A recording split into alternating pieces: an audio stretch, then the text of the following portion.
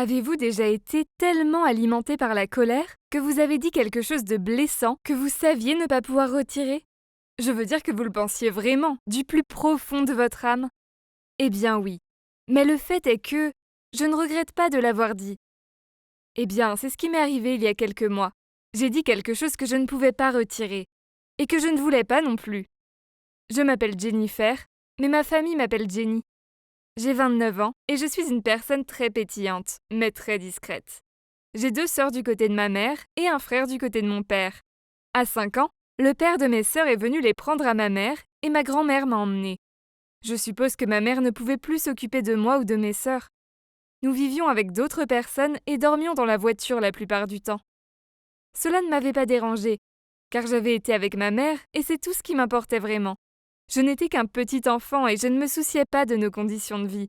J'aimais tellement ma mère. Elle a toujours été mon héroïne. J'étais allée vivre chez ma grand-mère qui m'avait dit que ma mère allait avoir de courtes vacances. Ces courtes vacances avaient duré 8 ans. Pendant des années, je n'ai pas beaucoup vu ma mère. Elle venait de temps en temps. Chaque fois que je voyais ma mère, elle était toujours avec un nouvel homme. Elle me disait que je serais bientôt à la maison avec elle. Puis elle finit par préférer son petit ami à moi et à mes sœurs. Je suppose qu'elle est passée de cette femme forte et indépendante à quelqu'un qui avait juste besoin d'un homme pour vivre sa vie. Elle entrait et sortait de ma vie comme ça pendant des années. Puis, à un moment donné, quand j'avais 13 ans, elle se portait bien. Elle était célibataire, avait un super boulot, et j'ai commencé à vivre avec elle à temps partiel. Même si nous nous disputions beaucoup, j'étais toujours reconnaissante qu'elle soit dans ma vie. Alors je l'ai aimée davantage. Maintenant, je me sens complète. Mais cela va bientôt se terminer.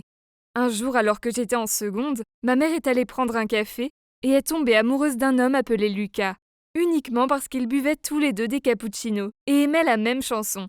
Elle pensait qu'ils étaient faits l'un pour l'autre. Oui, c'est vrai.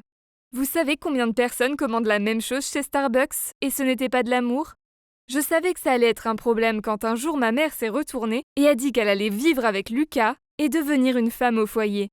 Je n'étais pas contente, car elle n'était avec lui que depuis 2 mois.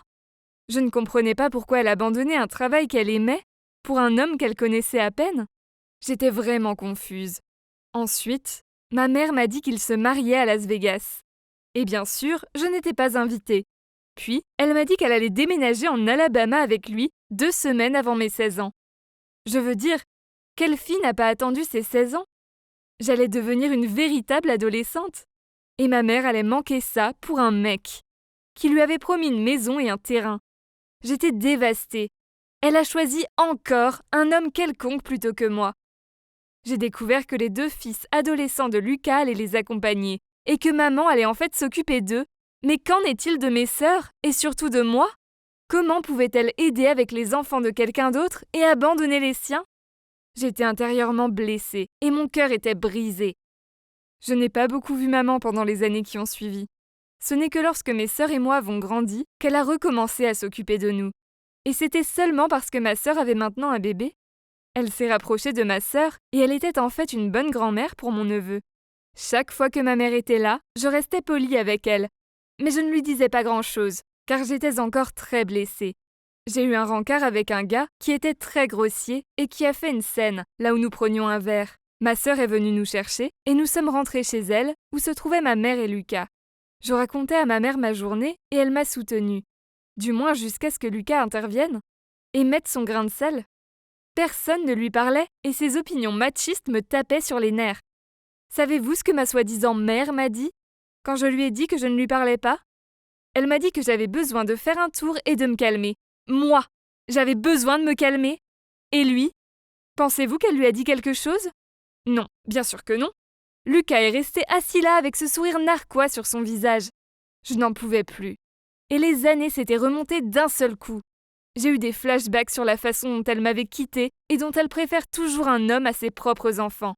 Même des années plus tard, en tant qu'adulte, elle n'a même pas essayé de se réparer ou de réparer ses erreurs. Elle était toujours la même. Aucun développement du tout. J'étais si furieuse qu'on aurait dit que la pièce s'était arrêtée et que j'ai commencé à pleurer. Et elle m'a regardée intensément. J'ai crié « Je te déteste et je cracherai sur ta tombe. Et si l'apocalypse zombie arrive, je serai la première personne sur ta tombe à te donner un coup sur la tête pour être sûre que tu ne reviennes jamais, même dans l'au-delà. » Elle s'est tue pendant une seconde, parce que je ne pense pas qu'elle a compris ce que je lui ai dit tout de suite. Elle a ensuite laissé échapper qu'elle me détestait aussi.